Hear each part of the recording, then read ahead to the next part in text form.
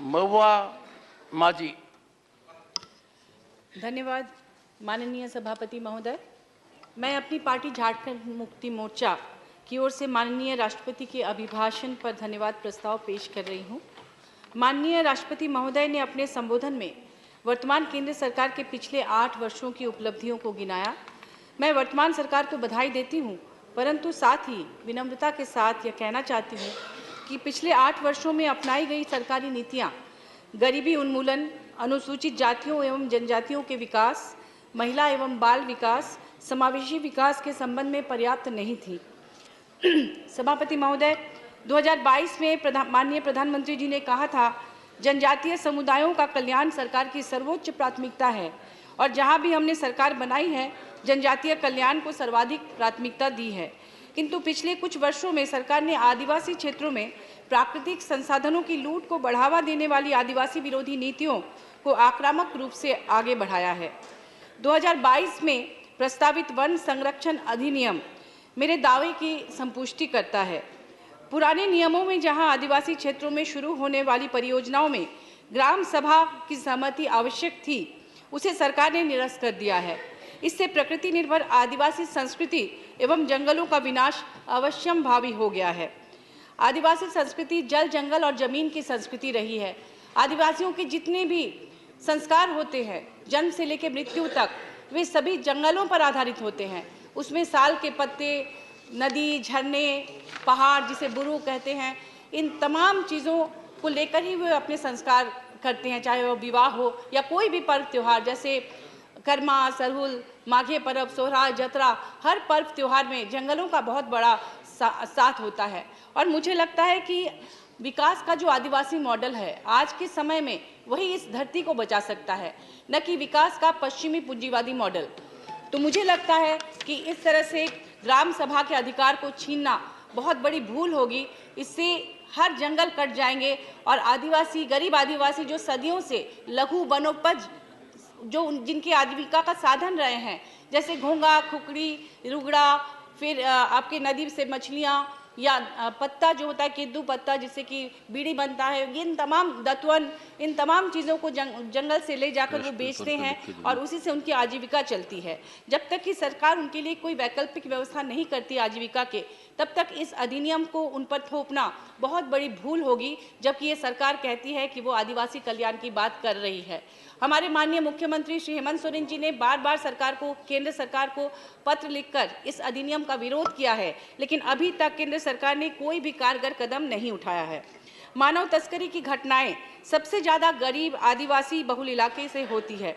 भाजपा कार्यकाल में पन्नालाल जैसे तस्करों ने लगभग 15,000 आदिवासी लड़कियों की तस्करी की, उन्हें नौकरी देने के नाम पर, और जो अभी जेल में हैं। तो इस तरह की घटनाएं लगातार होती रही हैं। इसलिए महिलाओं को आर्थिक रूप से स्वावलंबी बनाने के लिए, उन्हें सम्मानजनक रोजगार से जोड़ने के लिए एक बड़े बजट की आवश्यकता थी। उसे क्यों नहीं दी गई? सिर्फ यह कह देने से कि सरकार महिला और आदिवासी के लिए बहुत काम कर रही है, काफ़ी नहीं होता। जमीनी कठिनाइयों, हकीकतों की पड़ताल के बाद ही बजट बनाना कारगर होता है, जिसका अभाव इस बजट में स्पष्ट दिखाई देता है। इसी प्रकार 2021 में ध्वनिमत से पारित हुई खान और खनिज संशोधन विधेयक केवल पूंजीपतियों को ध्यान में रखकर बनाया गया। यह नियम खान मालिकों को हमारे देश की बहुमूल्य खनिज संपदा को मुक्त बाजार में बेचकर ज़्यादा से ज़्यादा लाभ कमाने के लिए प्रोत्साहित करता है। सरकार की विकास की नीतियों ने पर्यावरण और खनन क्षेत्रों में रहने वाले आदिवासियों के भविष्य के साथ पिछले 8 वर्षों से इसी प्रकार बस समझौता ही किया है। माइंस में काम करने वाले मजदूरों, महिलाओं और बच्चों के स्वास्थ्य के लिए क्या बजट है, ये अभी तक स्पष्ट नहीं हो पाया है।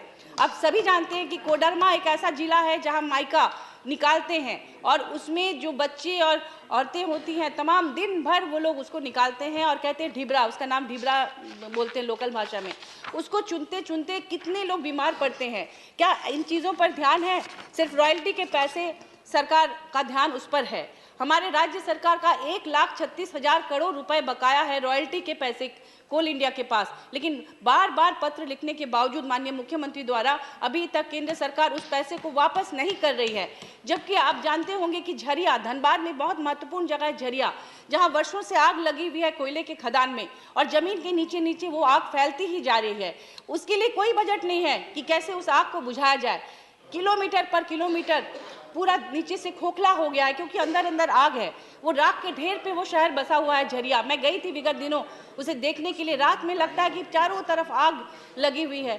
ऐसे में इन चीज़ों पर सरकार क्यों नहीं ध्यान देती? सिर्फ उस राज्य को लूटने के लिए वहाँ पर तरह तरह के माइंस हैं, वहाँ से खनिज संपदा लेकर पूरे राज्य को, पूरे देश को समृद्ध करती है सरकार। लेकिन क्यों नहीं वहाँ के लोगों के बारे में सोचती कि जो आग की ढेरी में जिनके घर है उन्हें रात में नींद नहीं आती यह सोचकर कि कभी भी वो धंस जा सकते हैं, वो आग में जमींदोज हो सकते हैं और उनके घर के बीच से कभी कभी फट जाती है जमीन और वहाँ से जहरीली गैस निकलती है। आप सोचिए उनके बारे में जो उस आग की ढेरी में सालों से रह रहे हैं। ये झरिया धनबाद में से फिल्में भी बनी है लेकिन अभी तक केंद्र सरकार इसके लिए कोई भी कारगर उपाय नहीं अपना रही है। कुछ दिन पहले मैंने देखा कि कार्बन उत्सर्जन को लेकर बिल आया, अच्छी बात है। 10 लाख की फाइन के बारे में कहा गया कि कोई स्कूटर भी अगर पुराना चलाएगा और कार्बन उत्सर्जन होगा तो गरीब को भी 10 लाख फाइन देना पड़ेगा। लेकिन मैं कहती हूँ कि ये जो प्रदूषण इस तरह के माइन से निकल रहा है सरकार की गलती से, कोयला कंपनियों की गलती से, उसके लिए सरकार से फाइन कौन लेगा? जो कि लोगों की जिंदगी से खिलवाड़ हो रहा है, जो वहाँ पर काम करते हैं, जो वहाँ के उन इलाकों में बसते हैं। एक और महत्वपूर्ण बात कहना चाहूँगी कि अडानी पावर प्लांट, आपको पता होगा कि झारखंड में है और नया खुला है जो कि बांग्लादेश को बिजली बेच रही है। और वो अडानी पावर प्लांट से जो प्रदूषण होता है वो वहाँ के लोकल आदिवासी, वहाँ के लोग उसे झेलते हैं। उनके लिए कुछ भी नहीं कर रही है सरकार।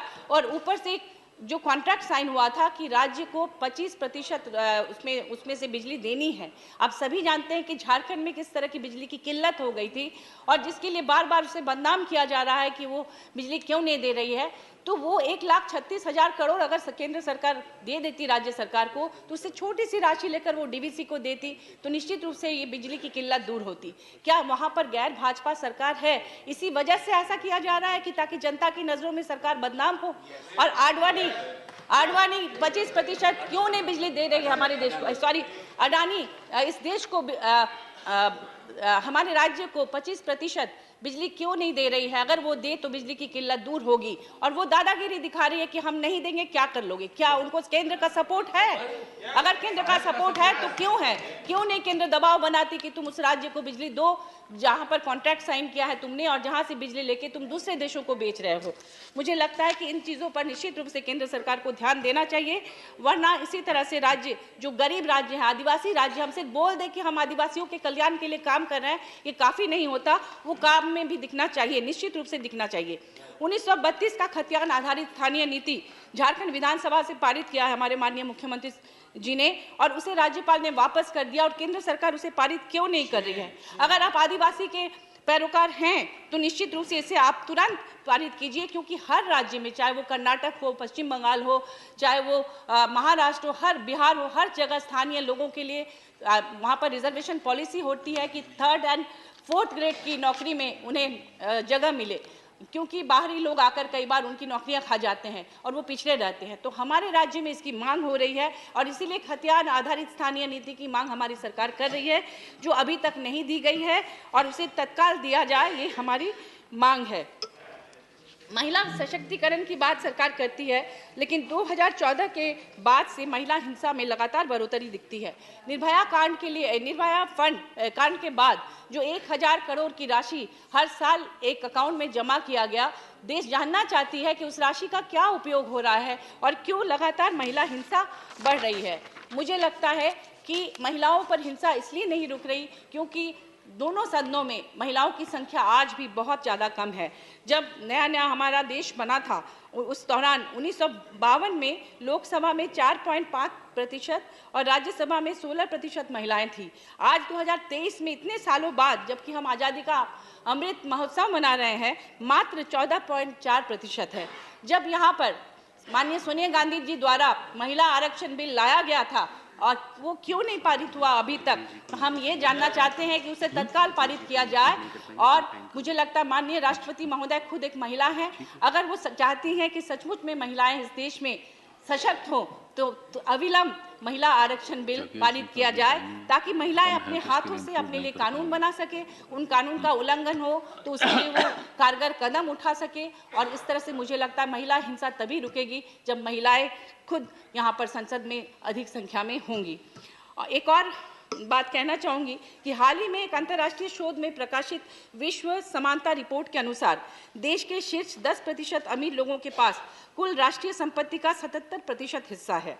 वह लोग जो पहले से ही अमीर थे, पिछले एक दशक में उन अरबपतियों की संपत्ति में लगभग 10 गुना बढ़ोतरी हुई है और उनकी कुल संपत्ति वित्तीय वर्ष 2018-19 के लिए भारत के पूरे केंद्रीय बजट से अधिक है, जो कि 24,422 अरब रुपए थी। महोदय, मैं एक जनजातीय आदिवासी बहुल इलाके का प्रतिनिधित्व करती हूं और दावे के साथ यह कह सकती हूं कि वर्तमान सरकार की नीतियां केवल अमीरों के पक्ष में झुकी हुई हैं।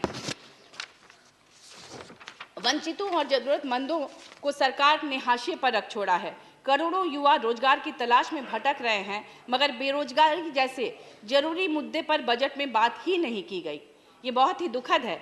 गाय और गोबर गैस को बढ़ावा देने की बात करती है केंद्र सरकार, ये अच्छी बात है, लेकिन गोबर से निकलने वाले जो खतरनाक मीथेन गैस हैं, उससे आप सभी जानते हैं कि बहुत गर्म होता है, ग्लोबल वार्मिंग के खतरे बढ़ते हैं इससे। तो उन्हें कम करने के लिए इस प्रोजेक्ट के में क्या सोचा गया है, क्योंकि अनसाइंटिफिक तरीके से काम नहीं करना है। अगर हम चाहते हैं कि बायोगैस बने, गोबर गैस बने, तो निश्चित रूप से इसके लिए सोचना होगा कि उससे निकलने वाले मीथेन गैस से कैसे ग्लोबल वार्मिंग को रोका जा सके। सस्टेनेबल डेवलपमेंट की बात करती है केंद्र सरकार। झारखंड जैसे राज्य में जहां माइंस की बहुतायत है, वहां सस्टेनेबल लाइवलीहुड के लिए क्या बजट बनाया गया है, यह झारखंड जानना चाहता है। बहुत बहुत धन्यवाद। श्री जोश के मनी